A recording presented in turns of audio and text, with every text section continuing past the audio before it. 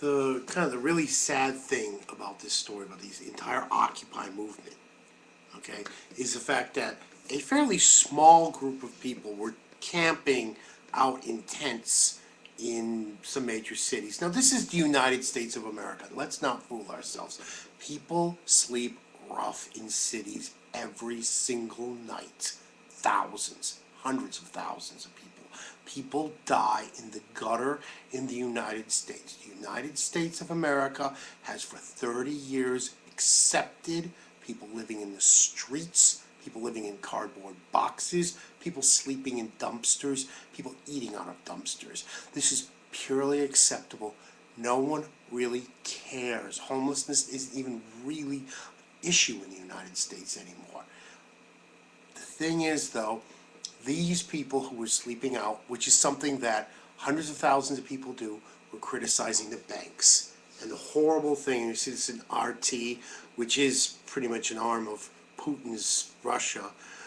RT now can basically use this every single time the United States says anything about Putin or Russia. The Chinese can now use this. The Syrians can use this. If the Egyptians don't make good it's simply game over. Why? It's because there's not enough billionaires? Game over, America. It's the former United States of America.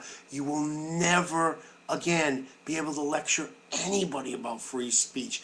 Anybody. Nobody buys this. They're going to drill this. The Chinese are going to drill all over this.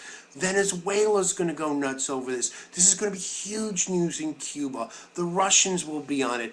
Everybody will be looking down on the United States. It was only 2 months. There are people sleeping in parks everywhere all over the United States. When I used to live in Chicago, I had about 5 homeless people that slept next to a dumpster in behind a loft where I lived, and they slept there every single day for a year. Okay? In Tokyo, there's such a long-term unemployment, there's entire camps in almost every park where people are living. People living rough in the streets is nothing new to the United States. Where do these jackasses dream this up? This was simply the big financial capitalist entity overthrowing democracy, and the United States having any credibility to claim that it supports democracy or supports the right of protest being destroyed. The former United States of America. This was the shining hill, the shining city upon the hill that Reagan promised.